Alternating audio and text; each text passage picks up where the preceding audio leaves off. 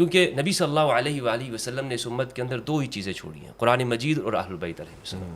مجھ سے پوچھا جائے گا کہ تم نے دنیا میں قرآن میں تدبر کیا تھا کہ نہیں کیا تھا، اہل البیت کی اتباع کی تھی کہ نہیں کی تھی، تو یہ ہم سے پوچھا جائے گا، اس لیے ہم نے یہ دیکھنا ہے۔ جہاں تک بات ہے سید النساء اہل الجنہ فاطمہ الزہرا علیہ السلام کا، تو فاطمہ بدعۃ منی یریبنی ما ارابہا یؤذینی ما اذاہا، فاطمہ میرے جسم کا ٹکڑا ہے، مجھے وہ چیز دکھ دیتی ہے جو فاطمہ کو دکھ دیتا ہے علیہ السلام۔ تو میں ایک مسلمان ہونے کے اعتبار سے کہ میرے سامنے یہ نصوص ہیں اہل سنت کی کتابوں میں، فاطمہ بدعۃ النبی ہیں، جسم کا ٹکڑا ہے، رگ ہیں، شہرگ ہیں نبی کی، میں ان کے ساتھ کسی کو برابر نہیں کر سکتا، چاہے وہ اس کائنات کا کتنا ہی بڑا شخص کیوں نہ ہو انبیاء کے بعد۔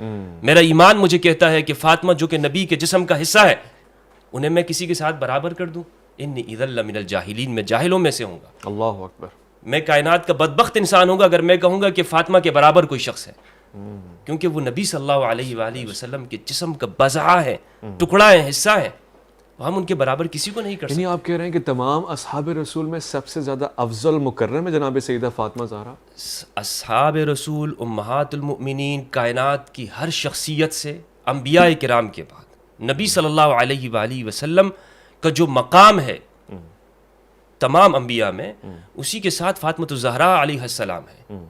کیوں؟ اس لیے کہ وہ نبی کے جسم کا حصہ ہے، نبی سے الگ نہیں ہے۔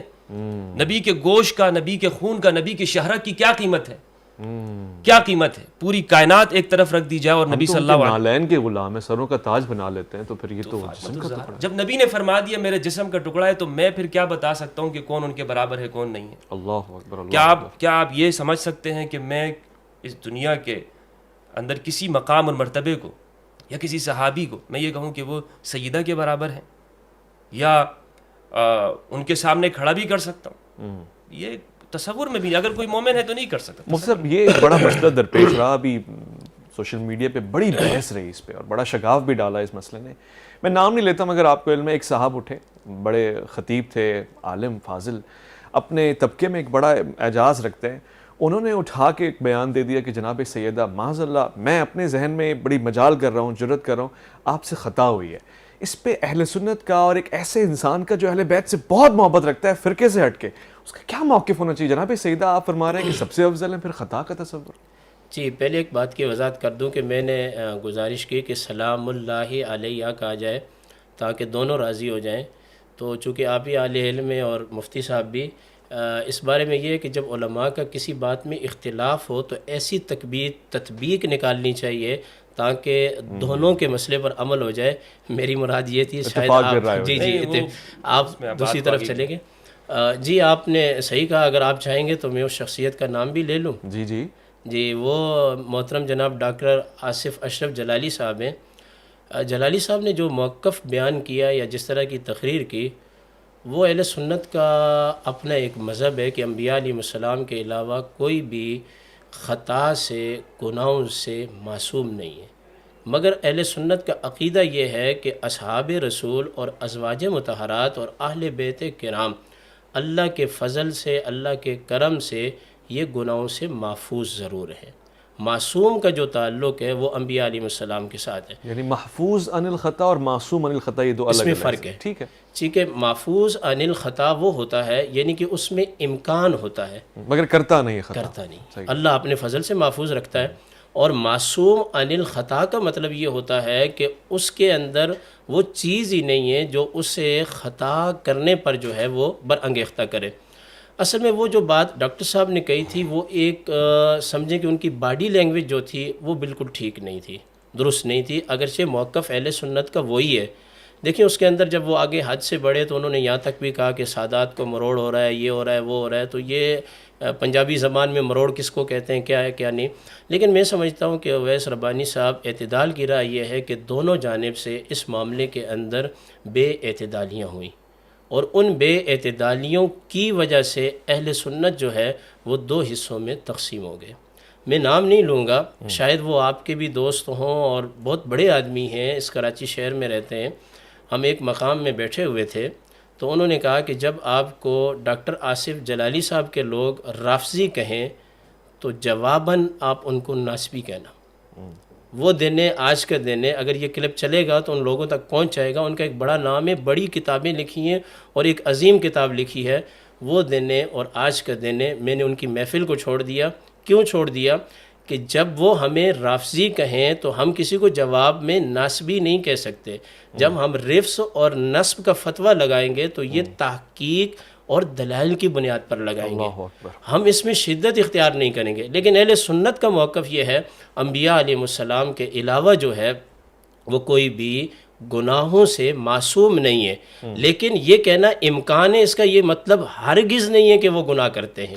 صحیح ہے، یعنی امکان کا ہونا اور چیز ہے، چونکہ اس میں نبی اور غیر نبی میں بھی فرق ہونا چاہیے. دو اصطلاحات آپ نے ذکر اور کی. دوسری بات یہ ہے جو قبلہ مفتی صاحب نے اپنا موقف پیش کیا کہ تمام انبیاء علیہ السلام کے بعد بی بی پاک سیدہ فاطمۃ الزہرا رضی اللہ تعالی عنہا ہیں. اس میں کوئی شک نہیں ہے. امام مالک کا بھی یہ فتویٰ ہے.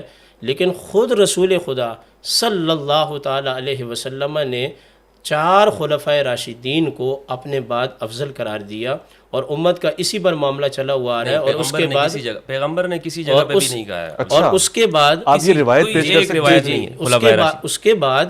اس کے بعد جو ہے وہ عشرہ مبشرہ ہیں. عشرہ مبشرہ کے بعد جو ہیں نقبائے اولیٰ ہیں. حضرت فاطمۃ الزہرا رضی اللہ تعالی عنہا کو ہم اس طرح بیان کر کے اصحاب رسول کے ساتھ ملا کر کے کہیں ہماری گفتگو سے کوئی یہ نتیجہ اخذ نہ کرے کہ معاذ اللہ یہ سیدنا صدیق اکبر سے بھی افضل سمجھتے ہیں. رسول گرامی صلی اللہ علیہ وسلم کی ذات اقدس، ان کا جسم اقدس، ان کا خون کا ہونا، اس میں کوئی اختلاف روایت نہیں. پیش کر سکتے ہیں. میں ان سے روایت لے لوں کہ بعد مکمل ہو. اگر روایت ہے جیسے کہ آپ فرما رہے ہیں کہ ایسی کوئی روایت نہیں جس میں جناب سیدہ سے اوپر کسی اور کو مقام اور درجہ دیا گیا. دیکھیں حضرت ابوبکر رضی اللہ تعالی عنہ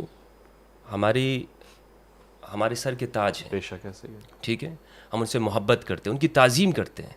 لیکن وہ ابو قحافہ کے بیٹے ہیں، فاطمہ بنت محمد اللہ اکبر صلی اللہ علیہ وآلہ وسلم. خود دیکھ لیں.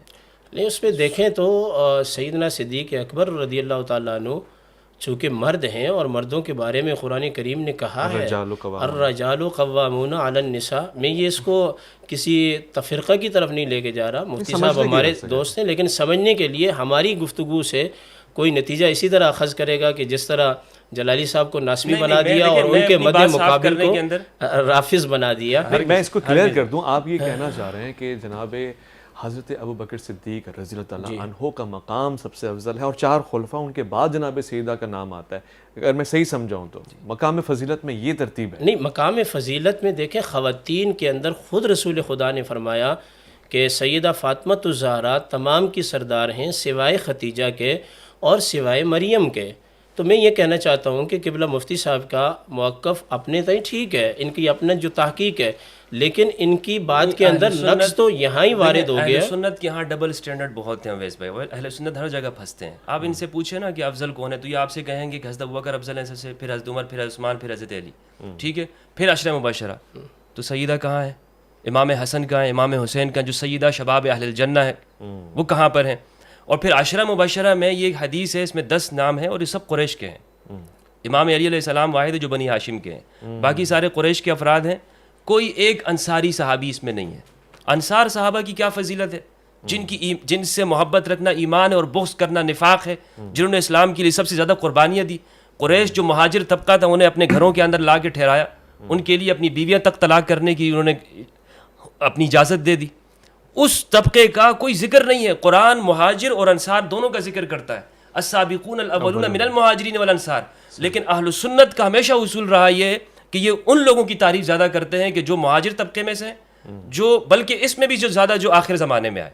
یعنی آپ دیکھ لیں یہ کبھی بھی اپنی تقریروں میں سعد بن عبادہ کا ذکر نہیں کریں گے، یہ کبھی بھی ایوب انصاری کو نہیں رکھیں گے، اس کا بیان نہیں کریں گے. یہ لوگ یہ انصار صحابہ ہیں کہنا تو ناانصافی ہوگی جناب. نہیں صاحب، اگر قبلہ مفتی صاحب میری بات کو سمجھے ہوں، یہ جو بات ہے نا تو کہ میں نے یہ کہا ہے کہ اس کے بعد خلفائے راشدین، سنیں ایک منٹ یہ میرا نقطہ ترتیب ذرا بیان